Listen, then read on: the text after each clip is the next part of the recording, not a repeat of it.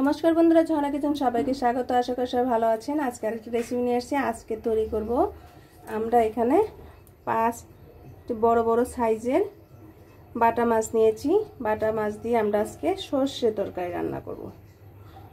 আমরা এখানে 5 চা চামচ পরিমাণের মতো সরিষে আমরা শিলপাটায় বেটে নিয়েছি।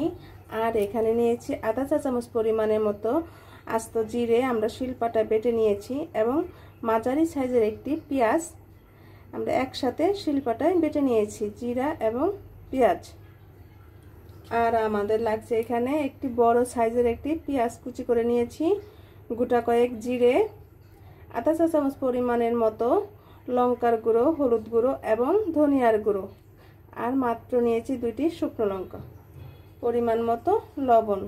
প্রথমে আমরা মাছগুলো হলুদ এবং লঙ্কার গুঁড়ো দিয়ে মাখিয়ে নিব।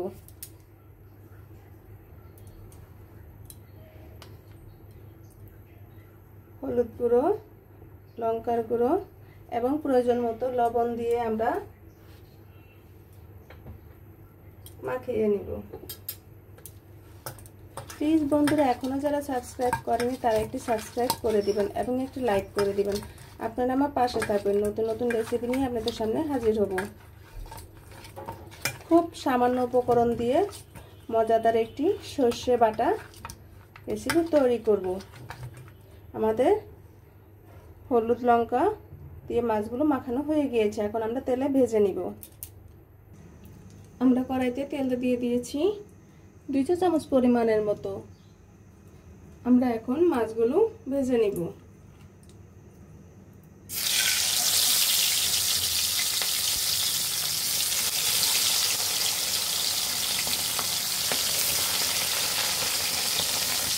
আমরা মাছগুলো উল্টিয়ে নিব।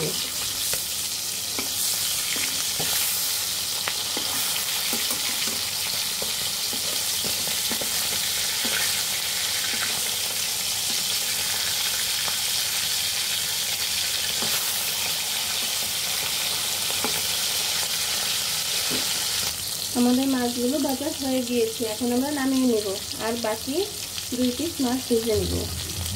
আমাদের বাকি 2 পিস মাছ ভাজা হয়ে গিয়েছে, এখন আমরা নামিয়ে নেব। আমরা মাছ ভাজার যে তেল রয়েছে সেই তেলের মাঝে 2টি শুকনো লঙ্কা দিয়ে দিব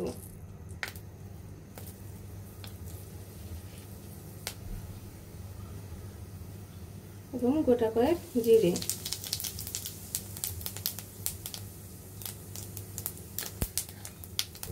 এখন পেস্ট দিয়ে দিব।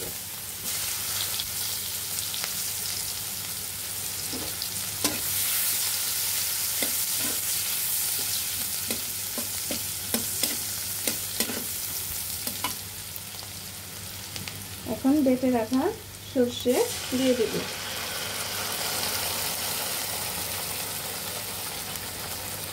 আপনারা অনেকে বলতে পারেন যে সর্ষে অনেক সময় তিতো হয়, কিন্তু যখন শিলপাটায় বেটে নেবেন তখন 1 চিমটে পরিমাণের মতো লবণ দিয়ে শিলপাটায় সর্ষে এবং 1 চিমটে লবণ শিলপাটায় বেটে নেবেন, তাহলে আর কখনোই তিতে হবে না।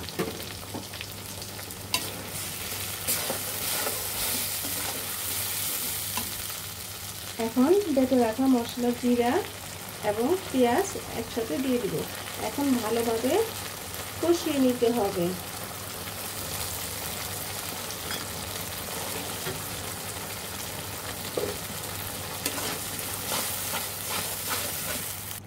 এখন প্রয়োজন মতো লবণ দিয়ে দিব আমরা। আপনারা অবশ্যই লবণটা চেক করে দেখবেন। এবং হলুদ গুঁড়ো,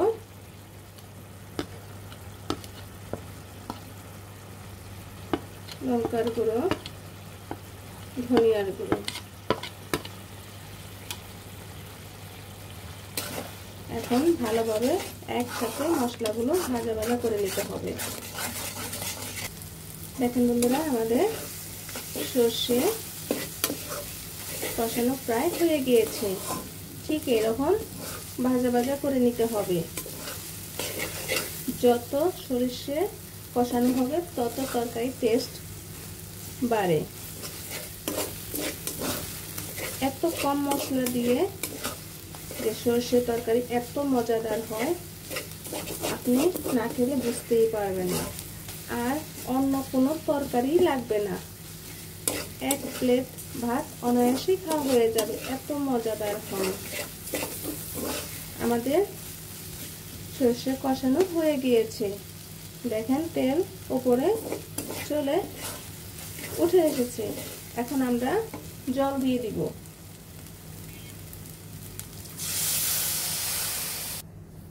আমরা সর্ষের ঝোল দিয়ে দিয়েছি, জলটা ঠিক এরকম পাতলা হবে, তো জলটা ভালোভাবে বলকিয়ে জলটা ঘন করে নিতে হবে। এখন বলক আসার জন্য অপেক্ষা করব। আমাদের সরষা তরকারিতে বলক চলে আসছে। আমরা এভাবে 5 থেকে 6 মিনিটের মতো এভাবে বলকিয়ে নিব। আমাদের 5-6 মিনিট পর দেখেন আমাদের তরকারিটা একটু ঘন হয়ে গিয়েছে। এখন আমরা ভেজে রাখা মাছগুলো দিয়ে দিব। এখন আমরা 1 থেকে 2 মিনিটের মতো আবার মাছগুলো একসাথে রেখে সিদ্ধ করে নিব। আমাদের তরকারি হয়ে গিয়েছে, এখন আমরা নামিয়ে নিব। দেখেন বন্ধুরা, আমাদের সর্ষে দিয়ে বাটা মাছ কত সুন্দর দেখাচ্ছে এবং খেতে অনেক অনেক টেস্টি হয়েছে। আপনারা অবশ্যই বাসায় এভাবে কম মশলা দিয়ে রান্না করে খাবেন এবং কমেন্টে অবশ্যই জানাবেন ভিডিওটি কেমন হলো। ভিডিওটি দেখার জন্য ধন্যবাদ। Thank you.